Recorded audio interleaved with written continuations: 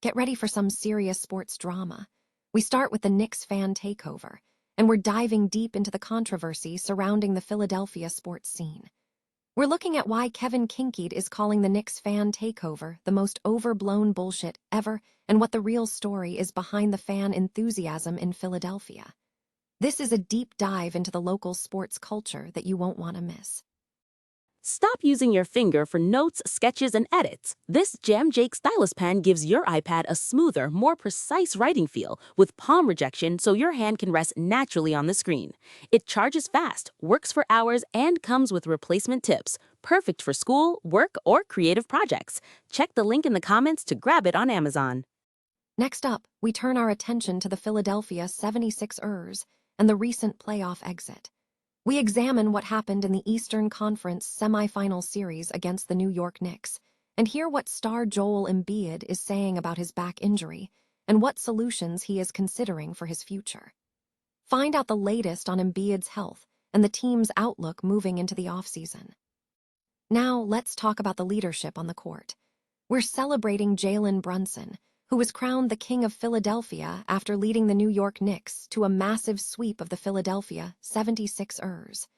We break down his incredible performance and what this moment means for the Knicks and the rivalry between these two teams.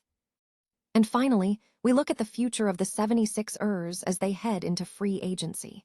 We analyze the crucial decision facing the Philadelphia 76ers regarding Kelly Oubre Jr., and why the front office believes retaining this key player is non-negotiable for the team's success. Stay with us all night for the full breakdown.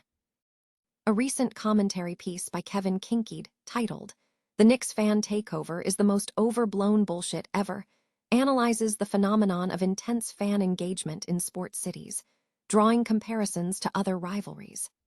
Kinkead argues that the current fervor surrounding the New York Knicks is an overblown reaction, likening it to the way Phillies and Eagles fans have dominated opposing stadiums across the country. He suggests that the current situation is not surprising or shocking, viewing it as a predictable outcome where an enthusiastic fan base overwhelms a less engaged one. Kinkead contextualizes the current excitement by looking back at the Knicks' performance in Philadelphia, noting that the team's historical struggles, particularly during the process era, contrasted with periods where the Sixers were successful.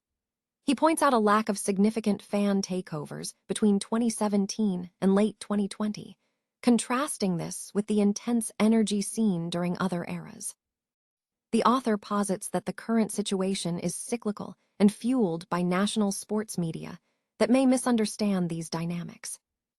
Furthermore, Kinkead draws parallels to other sports rivalries, questioning why fan takeovers don't occur in other cities, such as the Giants at Lincoln Financial Field, suggesting that team performance and historical success play a role. He concludes by predicting an increase in Flyers fan presence at venues like MSG and the Prudential Center in the coming years, attributing this to the cyclical nature of sports fandom.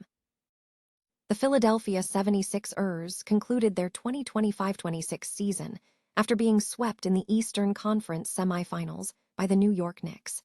The team's elimination coincided with limitations for star Joel Embiid, who battled a back injury throughout the series against the Knicks. Following the loss, Embiid adopted a lighthearted approach when discussing potential solutions for his back ailment. Speaking to the Philly Voice, Embiid jokingly suggested remedies ranging from attending church more frequently to claiming he was personally cursed, even suggesting the city of Philadelphia itself might be cursed before clarifying it was a joke. This incident highlights ongoing concerns surrounding Embiid's persistent injury status heading into the offseason. Embiid's season was significantly impacted by injury issues, limiting him to just 38 games. He was also sidelined to begin the playoffs after undergoing an emergency appendectomy. Despite these setbacks, Embiid made a comeback midway through the 76ers opening round series against the Boston Celtics, where he proved to be a driving force in the team's successful series turnaround after trailing 3-1. During the playoff run, Embiid posted impressive statistics, averaging 24 points, 7.3 rebounds, and 5.4 assists, complemented by shooting splits of 46% from the field, 17.9% from three-point range, and an outstanding 83.1% from the free throw line. Embiid remains under contract with the 76ers for at least 2 more seasons, with the possibility of an opt-out in the 2028 offseason remaining a key focus for the franchise. New York Knicks guard Jalen Brunson has been crowned the King of Philadelphia following the team's decisive sweep of the Philadelphia 76ers. The recognition stems from a creative meme that positioned Brunson in the iconic role of Rocky Balboa, an honor potentially surpassing the legendary boxer. Knicks Muse shared an image of Brunson triumphantly standing on the steps of the Philadelphia Museum of Art, the location famously associated with Rocky's training runs. In the revised depiction, Brunson is shown with his arms raised, solidifying his title as the King of Philadelphia. Brunson has established himself as the undisputed leader of the Knicks. In the recent series victory, he delivered a commanding performance, averaging 29 points, 2.8 rebounds, and 6 assists per game. His standout performance came in Game 1, where he scored 35 points while hitting 66% of his shots, leading the Knicks to a 39-point victory. Throughout the regular season, Brunson has been a consistent threat, ranking among the top 10 scorers in the NBA with an average of 26 points per game and an impressive 6.8 assists per game, placing him 11th in the league.